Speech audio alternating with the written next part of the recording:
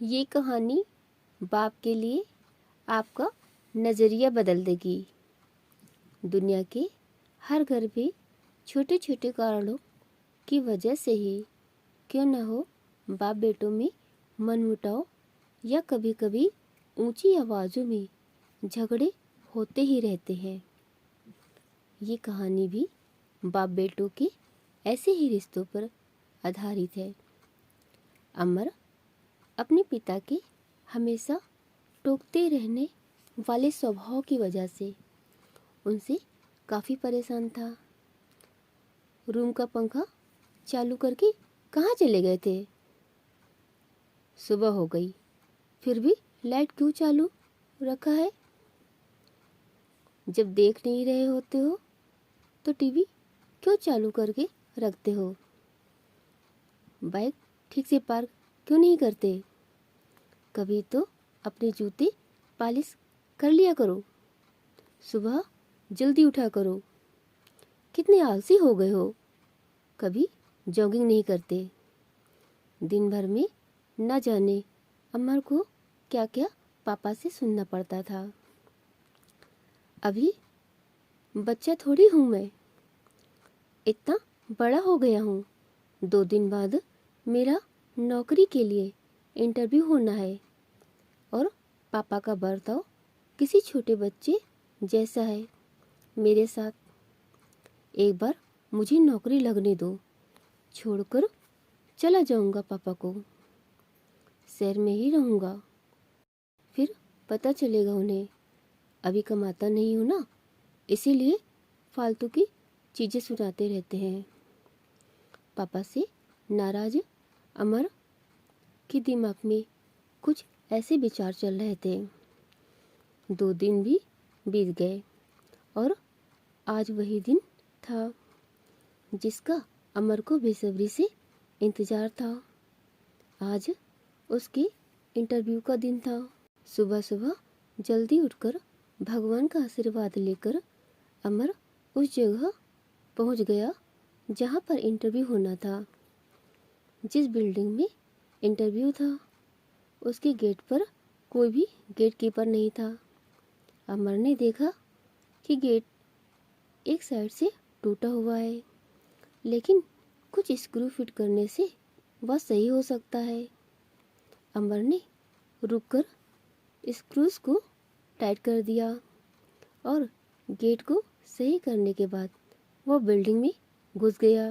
Building में दूसरे floor पर एक ऑफिस था जहां पर इंटरव्यू के लिए व्यवस्था की गई थी। जैसे ही आकाश उस फ्लोर पर पहुंचा तो उसने देखा कि ऑफिस के बाहर लोगों ने इधर उधर जूते और चप्पल निकाल रखे थे, जबकि वहां पर जूते चप्पल रखने के लिए स्टैंड रखा हुआ था। ये देखकर अमर को अचानक अपने पापा की याद आ गई, जो उसे भी अक्सर अपने जूते चप्पल रखने को लेकर हमेशा टोकते रहते थे। अमर से रहा नहीं गया और उसने बेमन से ही लेकिन उन सभी जूते और चप्पलों को स्टैंड पर अच्छे से रख दिया। अंदर प्रवेश करने से पहले अमर की नज़र ऑफिस के बाहर जल रही कई सारी लाइटों पर गई, जिनकी बिल्कुल ज़रूरत नहीं थी। सूरज की रोशनी इतनी थी कि लाइट्स बंद रहे तो भी कुछ फर्क नहीं पड़ने वाला था। उसने बाहर जल रही सारी लाइटों को बंद किया, फिर ऑफिस के अंदर प्रवेश कर गया। अमर ने देखा कि ऑफिस में 20-25 कुर्सियां रखी हैं, लेकिन आगे की 10 कुर्सियों को छोड़कर बाकी की कुर्सियां खाली हैं और उन कुर्सियों के ऊपर लगे 2 पंखे बेवजह ही चालू हैं। उसने फिर अपनी आदत के अनुसार दोनों पंखे बंद किए और बाकी फालतू पड़ी कुर्सियों को एक के अंदर एक रखकर साइड पर रख दिया और वहीं पर बैठकर अपना नंबर आने का इंतज़ार करने लगा। एक के बाद एक सभी कैंडिडेट्स का इंटरव्यू होने के बाद जब अमर का नंबर आया तो वह थोड़ा सा नर्वस लेकिन निडर होकर इंटरव्यू लेने वाले के पास पहुंचा। इंटरव्यू लेने वाले ने उसे अपने पास रखी कुर्सी पर बैठने के लिए कहा और थोड़ी देर तक दोनों में कुछ भी बातचीत नहीं हुई। फिर इंटरव्यूअर ने अमर से पूछा, तुम कल से नौकरी ज्वाइन कर सकते हो क्या?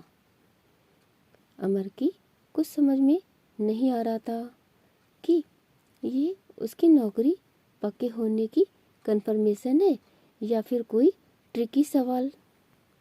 बाद में इंटरव्यू लेने वाले जब सैलरी और क्या काम करना है ये बताया तब अमर को यकीन हुआ कि उसकी जॉब पक्की हो गई है। अमर बहुत खुश था लेकिन समझ नहीं पा रहा था कि ना कोई सवाल ना एक्सपीरियंस के बारे में पूछा, फिर कैसे उसे जॉब के लिए फाइनल कर लिया गया। उसके चेहरे का सवालिया एक्सप्रेशन देख इंटरव्यू लेने वाले ने खुद ही कहा, कुछ सवाल और पेपर्स कभी आदमी की काबिलियत नहीं बता पाते। हमने इस बिल्डिंग में प्रवेश करने से लेकर प्रतीक्षा कक्ष तक कुछ अव्यवस्थाएं सेट कर रखी थी। वही आप सभी के लिए परीक्षा थी। हमने सीसीटीवी पर देखा कि आने वाले सभी कैंडिडेट्स में आप ही एक अकेले ऐसे थे जिन्होंने गेट के स्क्रू ठीक करने से लेकर बेवजह चल रहे बल्ब और पंखे बंद किए।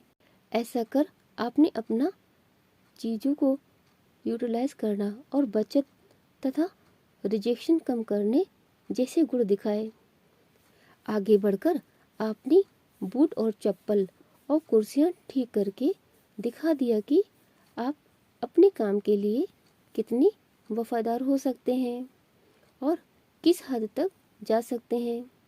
बस हमें इतने गुण काफ़ी थे आपको नौकरी पर रखने के लिए।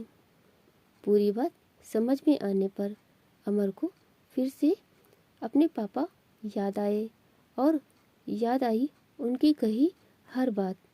लेकिन इस बार उनके मन में कड़वाहट नहीं थी क्योंकि उसे आज समझ में आया था कि पापा ने उसके लिए उसी मूर्तिकार का किरदार निभाया था जो अपनी मूर्ति को सुंदर और कीमती बनाने के लिए उस पर कितनी बार छेनी और हथौड़ा चलाता है।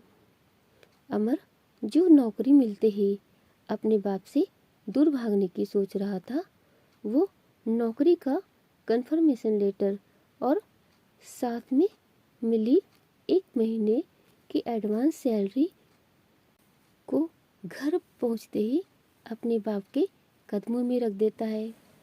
उनसे माफ़ी मांगते हुए कहता है कि पापा मुझे माफ़ कर दीजिए, मैं आपको समझ नहीं पाया। अपने बेटे के लिए आंखों में खुशी और गर्व के आंसू के साथ पापा अमर को गले से लगा लेते हैं और उसके सिर पर प्यार से हाथ फेरते हुए उसे आशीर्वाद देते हैं। दोस्तों, जब भी आपके पेरेंट्स आपको कुछ कहें तो उसके पीछे का कारण जरूर जानने की कोशिश करना। कभी डांटे या टोके तो उसके पीछे के सद्भाव को समझने की कोशिश करना। एक बार आप अपने लिए गलत सोच सकते हैं मगर आपके पेरेंट्स नहीं।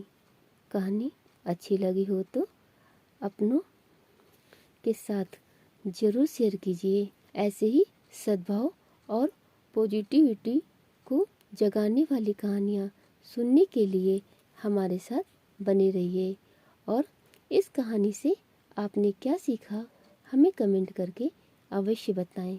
कहानी सुनने के लिए आप सभी का तहे दिल से बहुत बहुत धन्यवाद।